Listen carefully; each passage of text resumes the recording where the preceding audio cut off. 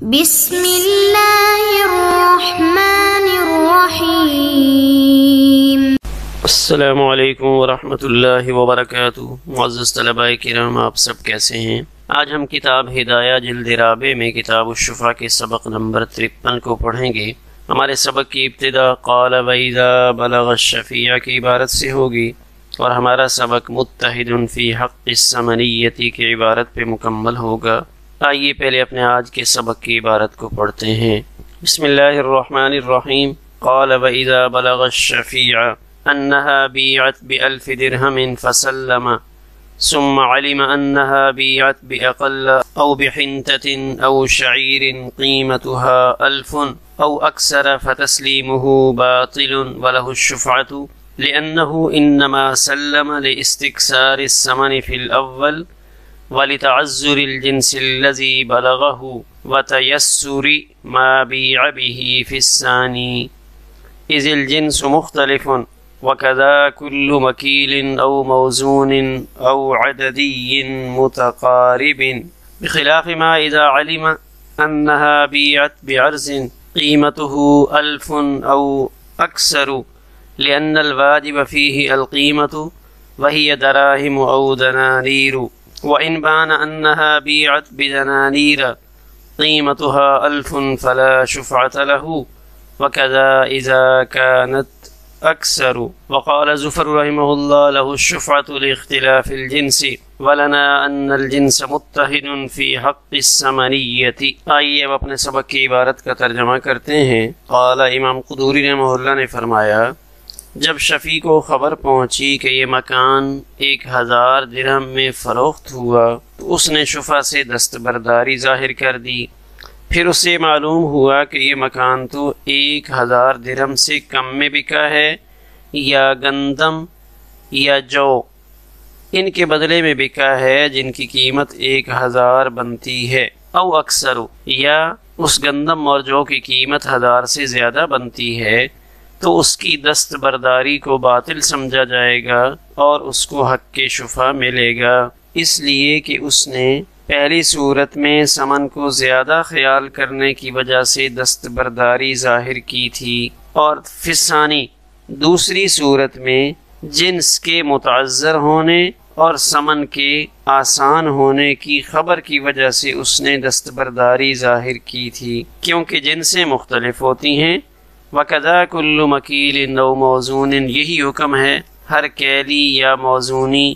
یا عددی متقارب چیزوں کا، بخلاف صورت کے جب شفیع کو یہ معلوم ہوا کہ یہ گھر بیچا گیا ہے ایسے سامان کے بدلے میں جس کی قیمت 1000 یا اس سے زیادہ ہے، اس لیے کہ اس عرض میں یعنی سامان کی صورت میں قیمت واجب ہوتی ہے، اور وہ قیمت دراہم یا دنانیر ہیں۔ وَإِن بَانَ، اور اگر شفیع کے سامنے یہ ظاہر ہوا کہ یہ گھر بیچا گیا ہے اتنے دیناروں کے بدلے میں جن کی قیمت 1000 درہم بنتی ہے، تو فلا شفاعت لہ، اس کو حق کی شفا نہیں ملے گا۔ وکذا، اسی طرح جب وہ 1000 سے زیادہ ہو۔ وقال زفر رحمہ اللہ، حضرت امام زفر رحمہ اللہ فرماتے ہیں کہ اختلاف جنس کی وجہ سے شفیع کو شفا ملے گا، اور ہماری دلیل یہ ہے کہ ثمنیت کے حق میں جنس متحد ہے۔ آئیے سبق کی تشریح سے پہلے ایک نظر آج کے سبق میں زیر بحث عام مسائل پہ ڈالتے ہیں۔ تو ہمارا آج کا سبق ان صورتوں پر مشتمل ہے جن میں شفیع کو پہلے غلط قیمت بتائی گئی، اس کو غلط اطلاع دی گئی، تو غلط سن کر وہ دستبردار ہو گیا کہ میں تو شفا نہیں کر سکتا، لیکن حقیقت میں کچھ اور تھا۔ تو ایسی صورتوں میں کچھ صورتیں ایسی ہیں جس میں اس کا حق کی شفا لوٹ آئے گا، کچھ صورتیں ایسی ہیں جس میں اس کو حق کی شفا دوبارہ نہیں ملے گا جب وہ ایک دفعہ اس سے دستبردار ہو گیا۔ اگر پہلے شفیع کو پتہ چلا کہ 1000 میں فروخت ہوا حالانکہ یہ سچ نہ تھا، یا شفیع کو خبر ملی کہ 1000 کا بکا جبکہ حقیقت میں وہ تو گندم کے عوض بکا تھا، تو ان دونوں صورتوں میں اگر شفا چھوڑ بھی دے تو حقیقت حال معلوم ہونے پر اس کو دوبارہ سے شفا ملے گا۔ اگر پہلے خبر ملی کہ 1000 کا بکا ہے، پھر خبر ملی کہ سامان کے عوض بکا ہے جس سامان کی قیمت 1000 روپے بنتی ہے، تو یہاں دوبارہ شفا نہیں ملے گا، اس کی وجہ یہ ہے کہ سامان ذوات القیم میں سے، تو اب اس کو سامان کی قیمت ہی دینی پڑے گی، اور قیمت کی صورت میں وہی 1000 ہی بن رہا ہے، اس لیے یہاں اس کو دوبارہ حق کی شفا نہیں ملے گا۔ جبکہ چاول گندم یہ مثلی ہیں، تو مثلی اشیاء کے اندر مثل دینا لازم ہوتا ہے، جبکہ ذوات القیم جو چیزیں ہوتی ہیں تو ان کے عوض میں وہ چیز سامان نہیں دینا پڑتا بلکہ قیمت دینی پڑتی ہے۔ آئیے اب عبارت کو دیکھتے ہیں۔ قال امام قدوری رحمہ اللہ فرماتے ہیں کہ جب شفیع عبداللہ کو اطلاع پہنچی کہ میرے پڑوس میں احمد نے اپنا مکان 1000 درہم میں بیچ دیے، بیعت ب1000 درہم، تو اب جب اس نے 1000 کا سنا تو اس دور میں تو 1000 ہوتا ہی نہیں تھا، بہت کم لوگوں کے پاس 1000 ہوتا تھا، تو اس نے کہا یہاں شفا کرنا میرے بس کی بات نہیں ہے، فسلم، تو اس نے شفا چھوڑ دیا، اس سے دستبرداری ظاہر کر دی کہ میں شفا نہیں کرتا، احمد آپ بڑی خوشی سے آگے بیچ دو۔ ثم علم، پھر کچھ دنوں کے بعد اس کو پتہ چلا کہ انہا بیعت باقل، کہ وہ مکان 1000 درہم میں نہیں بکا بلکہ وہ تو 500 میں بکا ہے۔ ایک صورت۔ دوسری صورت کہ پہلے اس کو 1000 کی اطلاع ملی تھی، لیکن پھر اس کو پتہ چلا کہ یہ مکان 1000 درہم نقدی کے عوض نہیں بکا بلکہ اس کے عوض میں تو گندم یا جو دیے گئے ہیں۔ ہاں گندم یا جو ان کی قیمت 1000 بنتی ہے یا اکثر اس سے زیادہ بنتی ہے، تو اب ان دونوں صورتوں میں فتسلیمہ باطل، تو اس کا شفا چھوڑنا باطل ہے، وَلَهُ الشُّفْعَةُ، اس کو دوبارہ سے حق کی شفا ملے گا۔ اس نقشے میں دیکھیں، یہ مکان نمبر 11 ہے جس کی اصل قیمت تو 500 تھی، لیکن شفیع کو بتائی گئی 1000 کہ یہ مکان 1000 میں بکا ہے، تو اس نے شفا چھوڑ دیا کہ میرے لیے تو 1000 کا بندوبست کرنا مشکل کام ہے۔ مکان نمبر 12، اصل قیمت اس کی گندم یا چاول تھی، لیکن شفیع کو 1000 درہم بتائی گئی، تو اب شفیع نے کہا میرے لیے تو 1000 درہم کا بندوبست کرنا مشکل ہے، میں کیسے 1000 کا بندوبست کروں گا، تو اس نے شفا چھوڑ دیا کہ میں شفا نہیں کرتا۔ تو ان دونوں صورتوں میں جب شفیع کے سامنے حقیقی صورتحال آئے گی کہ میرے ساتھ تو غلط بیانی کی گئی ہے، تو ان دونوں صورتوں میں مکان نمبر 11 اور مکان نمبر 12 ان کے لیے شفیع کو حق شفا ملے گا کہ وہ شفا کرنا چاہے تو کر سکتا ہے، کیونکہ ان دونوں صورتوں میں اس نے جو شفا چھوڑا ہے، شفیع سے دستبرداری ظاہر کی ہے، اس کی وجہ یہ ہے کہ اس کے خیال میں اس مکان کی اتنی قیمت بتائی گئی کہ وہ اس کا بندوبست نہیں کر سکتا، حالانکہ اس کی وہ قیمت نہیں تھی، تو اصل میں قیمت تو 500 تھی اور 500 اس کے پاس موجود تھا، لیکن اس کو غلط بتائی گئی، 1000 بتائی گئی۔ اسی طرح اصل قیمت گندم یا چاول تھی، تو اس کو بتایا گیا کہ 1000 درہم ہے، 1000 درہم تو اس کے پاس نہیں تھے، لیکن اس کے پاس اتنی گندم یا اتنے چاول رکھے ہوئے تھے یا اتنے جو رکھے ہوئے تھے کہ جن کی قیمت 1000 کیا 5000 درہم بن جائے، تو اس لیے چونکہ اس کے پاس سمن موجود ہے، تو ان دونوں صورتوں میں شفیع کو حق کے شفا ملے گا۔ لِأَنَّهُ إِنَّمَا سَلَّمَ لِإِسْتِكْثَارِ الثَّمَنِ فِي الْأَوَّلِ، اس لیے کہ اس نے شفا چھوڑ دیا تھا سمن کے زیادہ ہونے کی وجہ سے، فی الاول پہلی صورت میں اس نے یہ سمجھا تھا کہ سمن تو 1000 بہت زیادہ ہے، میں 1000 کا بندوبست نہیں کر سکتا، اس لیے اس نے شفا سے دستبرداری ظاہر کر دی۔ وَلِتَعَذُّرِ الْجِنْسِ الَّذِي بَلَغَهُ، دوسری صورت میں اس نے شفا چھوڑ دیا تھا اس وجہ سے کہ 1000 درہم کہاں سے لائے گا، کہ اس کے پاس دوسری جنس تو موجود ہے، کہ اس کے پاس دینار موجود ہیں یا اس وقت کے جو فلوس ہیں وہ تو موجود ہیں، لیکن اس کے پاس 1000 درہم نہیں ہیں۔ اس کی اطلاع پہنچی، وَتَيَسُّرِ مَا بِيعَ بِهِ، اور آسان تھا وہ جس کے بدلے میں وہ گھر بیچا گیا، لیکن اس کو پھر پتہ چلا کہ یہ گھر تو درہم کے بدلے میں نہیں بیچا گیا بلکہ یہ گھر تو گندم جو یا چاول ان کے بدلے میں بیچا گیا ہے۔ یہ تو اس کے لیے آسان تھا، اس لیے کہ جو کاشتکار لوگ ہیں ان کے لیے نقدی کے مقابلے میں جنس غلہ وغیرہ ادا کرنا آسان ہوتا ہے، لہذا اس صورت میں اس کو حق شفا ملے گا۔ اذ الجنس مختلف، اس لیے کہ جنس مختلف ہوتی ہے۔ وَكَذَا كُلُّ مَكِيلٍ أَوْ مَوْزُونٍ أَوْ عَدَدِيٍّ مُتَقَارِبٍ، یہاں صاحب ہدایہ نے ان تینوں چیزوں کا ذکر کر کے یہ بتایا کہ اگر شفیع کو بتایا گیا تھا کہ یہ مکان نقدیوں کے بدلے میں بیچا گیا ہے، درہم یا دینار یا پیسے کے بدلے میں بیچا گیا ہے، حالانکہ وہ مکان کسی مکیلی چیز کے عوض میں، گندم، جو، چاول، چنا، ان کے عوض میں بیچا گیا تھا، او موزون، یا کسی وزنی چیز کے بدلے میں بیچا گیا تھا، چینی تھی، لوہا تھا یا کچھ تھا، او عددی متقارب، یا عددی متقارب چیزیں، ایسی چیزیں جن کو گن کر بیچا جاتا ہو اور ان کا سائز قریب قریب ہو، زیادہ فرق نہ ہوتا ہو، تو عددی متقارب کے عوض میں بیچا گیا ہو، تو یہ تینوں ایک ہی حکم میں ہیں، یعنی چاہے کیلی چیز ہو، چاہے موزونی ہو، چاہے عددی متقارب ہو۔ تو جب اس کو پتہ چلا کہ اصل ثمن تو ان تینوں میں سے کچھ ہے، تو اب اس کو حق شفا دوبارہ سے مل جائے گا، صرف کیلی نہیں، یعنی موزونی چیز ہو یا عددی متقارب ہو کہ یہ تینوں ذوات الامثال میں شمار ہوتی ہیں۔ ان سب صورتوں میں بدستور شفیع کا شفا برقرار رہے گا۔ بخلاف ما سے الگ دو صورتیں بیان کر رہے ہیں، ان کو پہلے نقشے میں دیکھ لیں،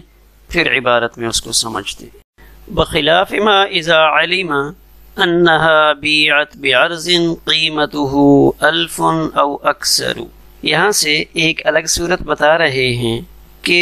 گھر ایسے سامان کے عوض بیچا گیا تھا جس سامان کی قیمت 1000 او اکثر، 1000 تھی یا 1000 سے زیادہ تھی۔ تو اب شفیع کو پہلے 1000 قیمت کا علم ہوا، اس کو پہلی اطلاع ملی کہ 1000 کا بیچا گیا ہے، تو اس نے دستبرداری ظاہر کر دی کہ میں تو شفا نہیں کرتا کہ میرے پاس تو اتنے پیسے نہیں ہیں۔ پھر اسے کسی نے بتایا کہ یہ مکان پیسے کے عوض نہیں بکا، بلکہ اس مکان کے عوض میں کچھ سامان دیا گیا ہے، مثلا یہ گھر، ایک ٹریکٹر ٹرالی، کچھ فرنیچر اور کچھ برتن، ان 3 چیزوں کے عوض میں دیا گیا ہے، تب ان کی قیمت 1000 یا اس سے زائد بنتی ہے۔ تو اب یہاں اس کی دستبرداری صحیح ہے، اب اسے دوبارہ شفا نہیں ملے گا۔ اس کی وجہ کیا ہے؟ لأن الواجب فیہ القیمت، اس لیے کہ اگر واقعتاً ایسا ہوتا کہ یہ مکان 1000 درہم کے عوض بکا ہوتا تو وہاں بھی قیمت آ رہی تھی، وہاں بھی اس کو درہم و دینار دینے پڑتے، اور جب اس کو دوسری اطلاع ملی کہ یہ گھر تو سامان کے عوض میں بکا ہے، تو سامان کے بارے میں یہ ضابطہ ذہن میں رکھنا چاہیے کہ سامان ذوات القیم میں سے ہے، ذوات الامثال میں سے نہیں ہے۔ تو جب وہ ذوات القیم میں ہے تو یہاں بھی اس کو قیمت دینی پڑے گی۔ اب ممکن ہے وہ 1000 یا اس سے زیادہ ہو، وہی دراہم او دنانیر، وہ درہم ہو یا دینار ہوں، تو بہرحال یہاں بھی اس کو قیمت دینی پڑے گی۔ اور اگر اصل دیکھا جائے، جو اطلاع اس کو پہلے دی گئی تھی وہ اطلاع بھی 1000 درہم کی ہی تھی، لہٰذا ادھر بھی 1000 درہم، سامان کی طرف بھی دیکھیں تو سامان دے کر تو نہیں دے سکتا، سامان کے بدلے میں بھی اس کو قیمت دینی پڑے گی، لہٰذا جو اس نے 1000 کا سن کر حق شفا سے دستبرداری کا اظہار کیا تھا وہ دستبرداری مکمل ہو گئی، اب دوبارہ اس کو حق شفا نہیں ملے گا۔ وَإِن بانا، دوسری صورت، اگر اس کے سامنے یہ ظاہر ہوا کہ انہا بیعت بدنانیر، کہ اگر شفیع کو یہ پتہ چلا کہ میرے پڑوس میں جو احمد کا گھر تھا وہ گھر بکا ہے دینار کے عوض میں، بیعت بدنانیر، اس گھر کو دینار کے عوض بیچا گیا ہے، لیکن وہ دینار کیسے ہیں؟ قیمتها 1000، جن کی قیمت 1000 درہم ہے یا اس سے زیادہ ہے، تو فلا شفاعت لہ، تو یہاں بھی اس کو حق شفا نہیں ملے گا، اس لیے کہ جب اس نے یہ سنا کہ یہ مکان 1000 درہم کے عوض بکا تھا، پھر اس کے سامنے یہ بات آئی کہ نہیں 1000 درہم نہیں، بلکہ اصل میں تو اس کا سودا دیناروں کے عوض ہوا تھا، جن دیناروں کی قیمت 1000 درہم بنتی ہے، تو اس صورت میں بھی اس کو حق شفا نہیں ملے گا، اور اس کی جو دستبرداری ہے وہ معتبر سمجھی جائے گی، اس لیے کہ دینار اور درہم ثمن کے اعتبار سے متحد الجنس ہیں۔ اس کو ہم اس نقشے میں دیکھتے ہیں، یہ مکان نمبر 13 ہے، پہلے اس کو معلوم ہوا کہ 1000 میں بکا ہے، تو اس وقت اس نے شفا چھوڑ دیا کہ نہیں میں تو 1000 درہم کا بندوبست نہیں کر سکتا۔ پھر اس سے معلوم ہوا کہ سامان کے عوض بکا ہے، کہ ایک عدد ٹریکٹر ٹرالی، کچھ فرنیچر، کچھ برتن دیے گئے ہیں، ان کے عوض بکا ہے جن تینوں چیزوں کی ملا کر قیمت 1000 یا اس سے زیادہ بنتی ہے۔ ٹریکٹر ٹرالی، فرنیچر اور برتن، ان تینوں کو ملا کر ان سب کی قیمت 1000 سے اوپر چلی جاتی ہے یا 1000 بنتی ہے، تو یہ سامان کا سننے سے اس کا حق شفع دوبارہ لوٹ کر نہیں آئے گا۔ کیوں کہ اگر یہ 1000 کو مد نظر رکھا جائے اور یہ شفع کرے تو اس وقت اس کو یہ 1000 درہم دینا پڑتا ہے۔ سامان کو مد نظر رکھا جائے کہ دوسری اطلاع اس کو سامان کی ملی تو وہ خوش ہوا کہ چلو میں شفع کرتا ہوں، میں بھی ٹریکٹر ٹرالی کا بندوبست کر دیتا ہوں، لیکن سامان کے معاملے میں ضابطہ ہے کہ یہ سامان ذوات القیم میں سے ہے، لہٰذا اس کو قیمت دینی پڑے گی، اور ممکن ہے یہ قیمت 1000 سے بھی اوپر چلی جائے، تینوں کی قیمت 1000 ہو یا اس سے زیادہ ہو۔ تو جب یہ اوپر 1000 میں معذرت کر چکا ہے، حق شفع سے دستبرداری کا اظہار کر چکا ہے، تو یہاں پھر کس منہ سے دوبارہ یہ 1000 یا اس سے زیادہ میں حق شفع کی امید لگائے بیٹھا ہے، یہاں بھی اس کو حق شفع نہیں ملے گا۔ دوسری صورت وہ بھی اسی سے ملتی جلتی ہے۔ پہلے معلوم ہوا کہ 1000 درہم میں یہ مکان بکا ہے، وَإِن بَانَ، اگر اس کے سامنے یہ ظاہر ہوا، ظاہر ہونا بعد میں ہے، یعنی اس کو پہلی خبر یہ ملی تھی کہ 1000 درہم میں بکا ہے، بانا پھر معلوم ہوا کہ یہ دیناروں کے عوض بکا، جن دیناروں کی مالیت 1000 درہم بنتی ہے۔ مثال کے طور پہ 300 دینار تھے یا 500 دینار تھے، جن دیناروں کی قیمت 1000 درہم بنتی ہے، تو یہاں بھی چونکہ یہ 1000 درہم پہ معذرت کر چکا ہے، حق شفع چھوڑ چکا ہے، تو دوبارہ بھی اس کے اوپر اگر یہ مکان بذریعہ شفع لیتا ہے تو 1000 درہم ہی لازم ہونے۔ تو جب ایک دفعہ 1000 درہم میں اپنے حق شفع کو چھوڑ چکا ہے تو دوبارہ اس کو یہ حق نہیں ہے کہ انہی 1000 درہموں میں دوبارہ سے حق شفع لے لے۔ تو ان دونوں صورتوں میں مکان نمبر 13 اور مکان نمبر 14، اس میں جب اس نے ایک دفعہ اپنے حق شفع سے دستبرداری ظاہر کی تو یہاں اس کو دوبارہ سے شفع نہیں ملے گا، جبکہ اس سے پچھلی صورت کے اندر کہ مکان نمبر 11 اور 12 میں اس نے ایک دفعہ اپنے حق شفع کو چھوڑ دیا تھا، لیکن جب حقیقت حال اس کے سامنے ظاہر ہوئی تو دوبارہ سے اس کو حق شفع مل گیا تھا۔ تو ان دونوں صورتوں میں فرق ہے۔ وقال ظفر، امام ظفر رحمہ اللہ ارشاد فرماتے ہیں، لہ الشفعۃ، کہ شفیع کو ہر حال میں شفع ملے گا، لاختلاف الجنس،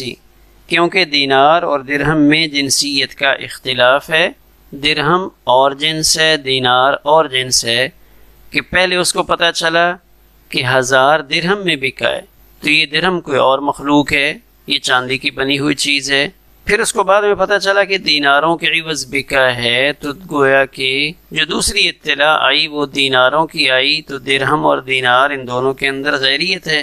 لہذا امام ظفر رحمہ اللہ فرماتے ہیں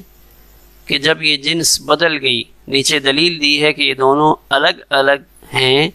ایک جنس نہیں ہے، کہ درہم و دینار کے درمیان تفاضل جائز ہے،